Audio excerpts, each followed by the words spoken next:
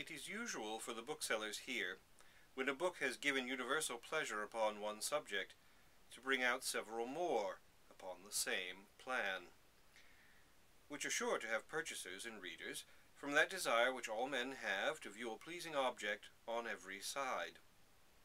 The first performance serves rather to awaken than satisfy attention, and when that is once moved, the slightest effort serves to continue its progression. The merit of the first diffuses a light sufficient to illuminate the succeeding efforts, and no other subject can be relished till that is exhausted. A stupid work, coming thus immediately in the train of an applauded performance, weans the mind from the object of its pleasure, and resembles the sponge thrust into the mouth of a discharged culverin in order to adapt it for a new explosion. This manner, however, of drawing off a subject or a peculiar mode of writing to the dregs effectually precludes a revival of that subject or manner for some time for the future. The sated reader turns from it with a kind of literary nausea, and though the titles of books are the part of them most read, yet he has scarcely perseverance enough to wade through the title page. Of this number I own myself one. I am now grown callous to several subjects and different kinds of composition.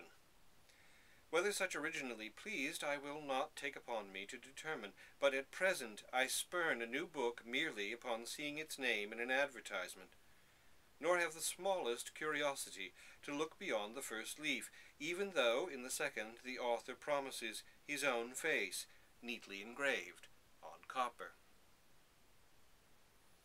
I am become a perfect epicure in reading. Plain beef or solid mutton will never do. I am for a Chinese dish of bear's claws and birds' nests. I am for sauce strong with asafoetida or fuming with garlic. For this reason, there are 100 very wise, learned, virtuous, well-intended productions that have no charms for me. Thus, for the soul of me, I could never find courage nor grace enough to wade above 2 pages deep into thoughts upon God and nature, or thoughts upon providence, or thoughts upon free grace, or indeed thoughts upon anything at all. I can no longer meditate with meditations for every day in the year. Essays upon diverse subjects cannot allure me, though never so interesting, and as for funeral sermons or even Thanksgiving sermons, I can neither weep with the one nor rejoice with the other. But it is chiefly in gentle poetry, where I seldom look farther than the title. The truth is, I take up books to be told something new. But here, as it is now managed, the reader is told nothing.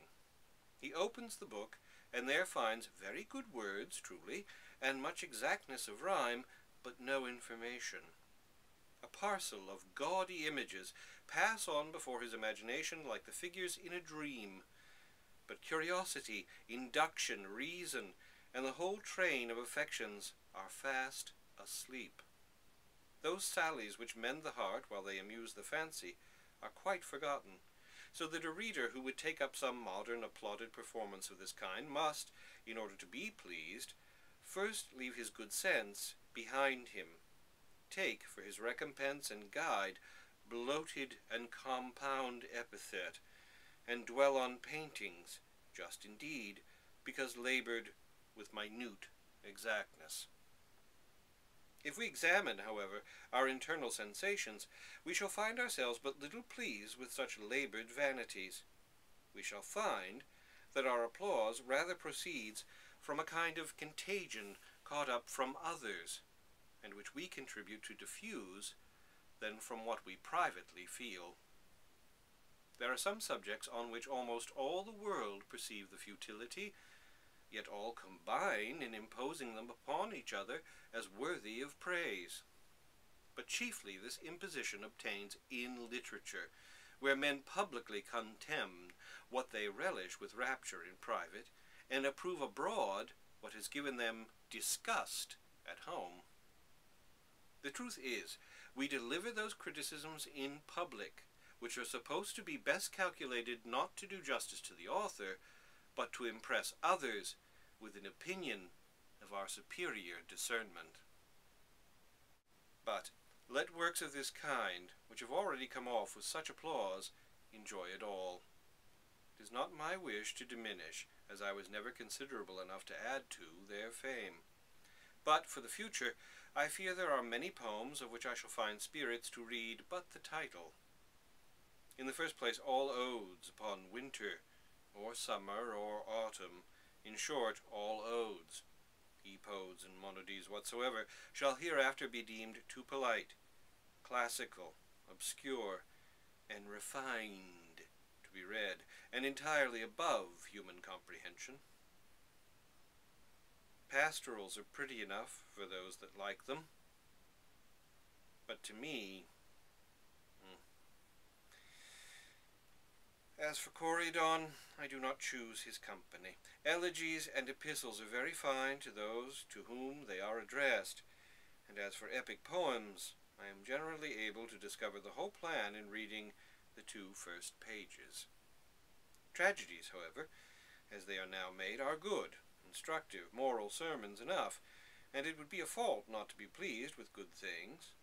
There I learned several great truths, as that it is impossible to see into the ways of futurity, that punishment always attends the villain, that love is the fond soother of the human breast, that we should not resist heaven's will, for in resisting heaven's will is resisted with severity other sentiments equally new, delicate, and striking.